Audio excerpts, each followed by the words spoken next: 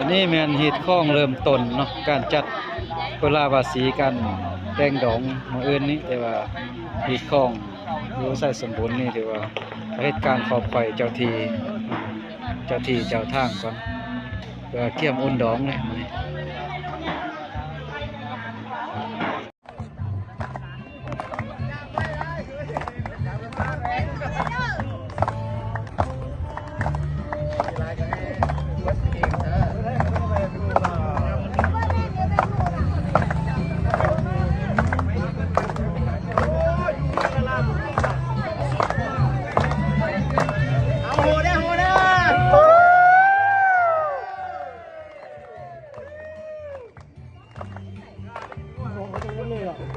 ธรรมดามึงกล้องจ้างมาคนนี้เน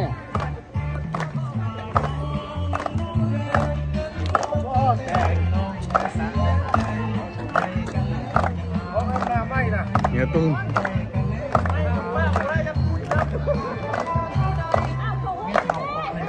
โหเลยแม่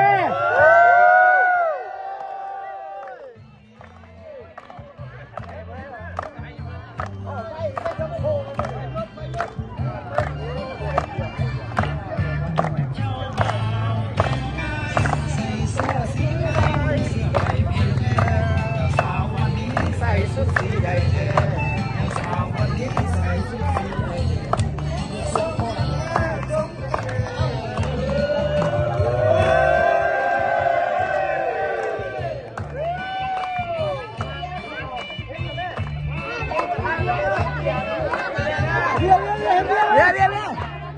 อาจารย์ตั้งไหมเดี๋ยวเห็นไหม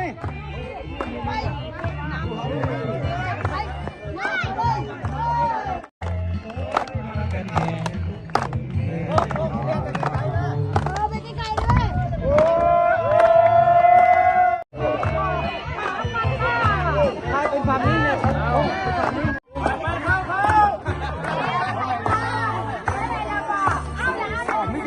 กินแล้วเอาจัดเลย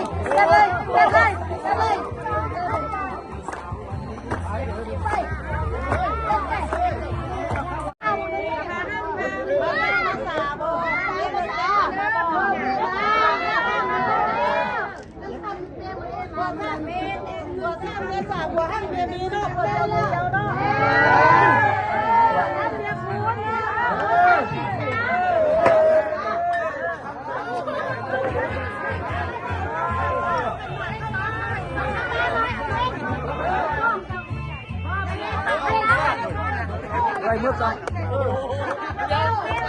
ว้าวได้แล้วแต่ว่าเขาเปิดส่วนเศร้านี่ก็มาเรียน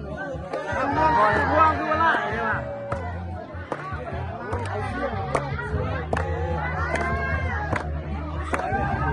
เห็นกันด้วยว่ะว่าใจเร็วเห็นไหมยังขึ้นเนี่ยใจอ่ะ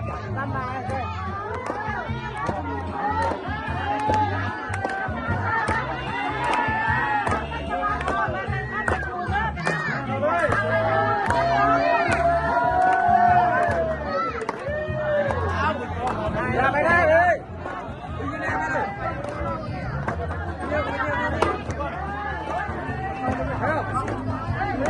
เด็ก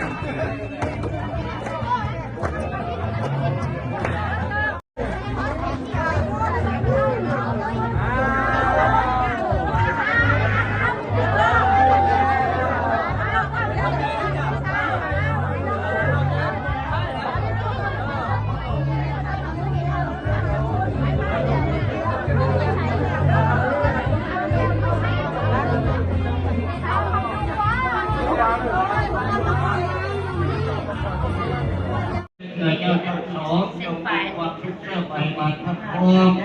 ให้มีใจอ่อนน้อมทั้งต่อสู้หันว่าเจ้าเป็นเคยมีเจ้าตัดใจกว้าง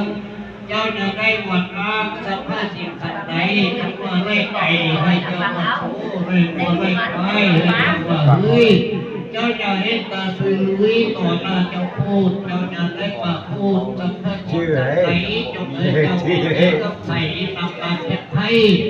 เจ้าหากเป็นลูกสะใภ้ให้ห้ามพ่อให้ผัวเจ้าจะว่าหัว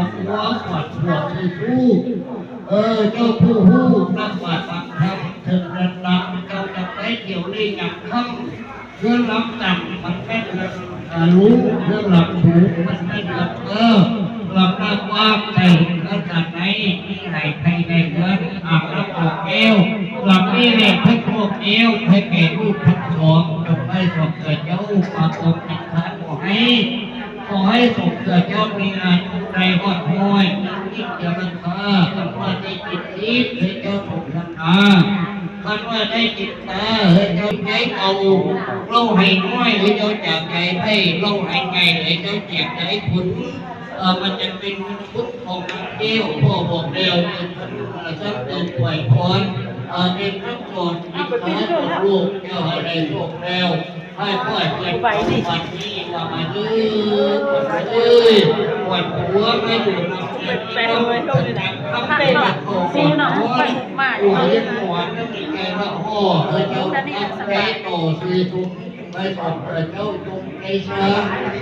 ทำจะได้ขาดไม่ยินทุกตังบาทท่านคารวะสี่ที่อาจจะตกในรูปเจ้าตัวเขาคาในมีว่ามันนักของตนเราจะหน่วยก็มีคนทำมันรวมมีวิจัยเราถึงใจเราให้ที่ใหญ่กำลังไปเรียนรู้เราคิดแล้วผมขอแค่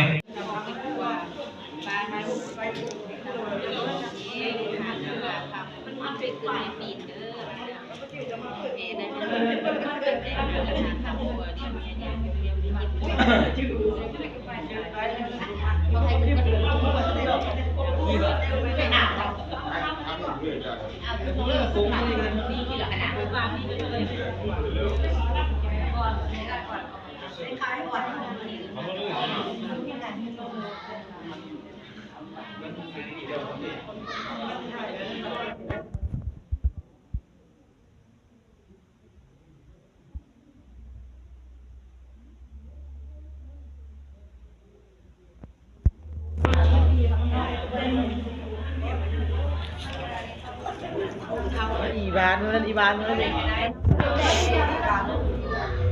อันนั้นที่ถ่ายแล้วออกมาจะมาคุยของแล้วนี่มาแล้วถ้าจะถ่ายเดี๋ยวจะบ่าวสาวขับบ้านเข็ดแล้วจะค่อยถ่ายมันซักซ้าเวลา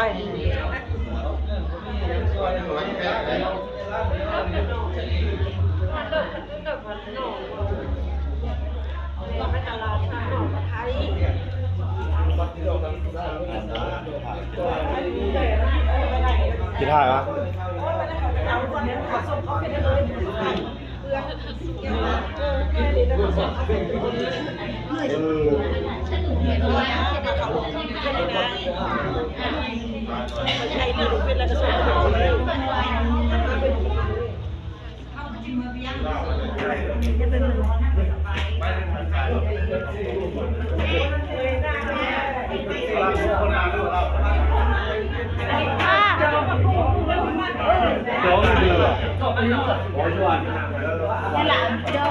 กับทำใจร่วมติดมาแกได้สองคนอ่ะเขาเป็นครูเลย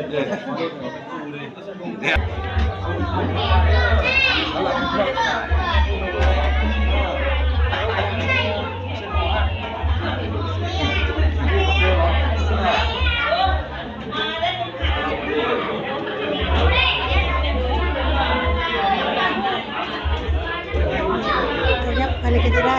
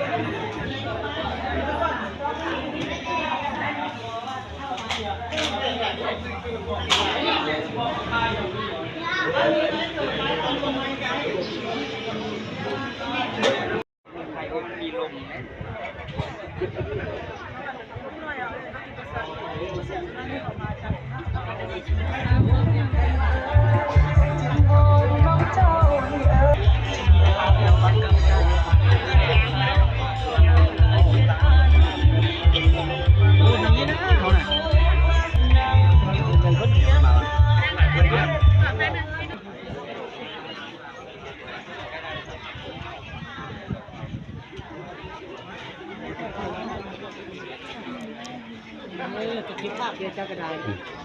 เก็บข้าวไม่แย่สิ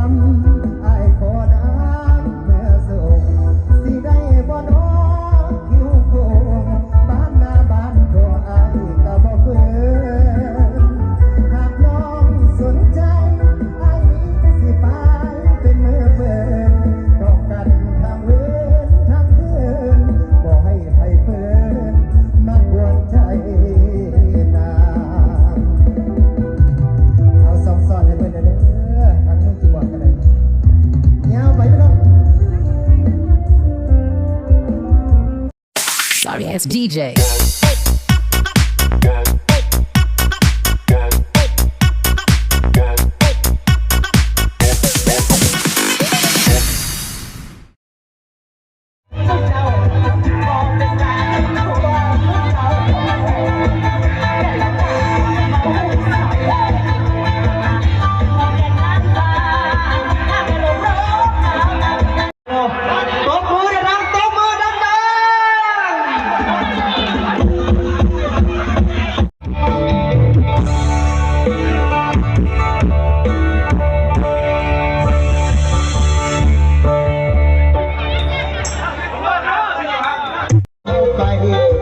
ว้พอมันสูงพินแล้วอยู่หลายคืนหลายวันแม้ข้างก็ตะวันยิ้มให้แล้วเฮาจะทำยังไงคิดออกไปจะลัดหัวไปหาดาวคิดออกไปจะลัดหัวไปหาดาว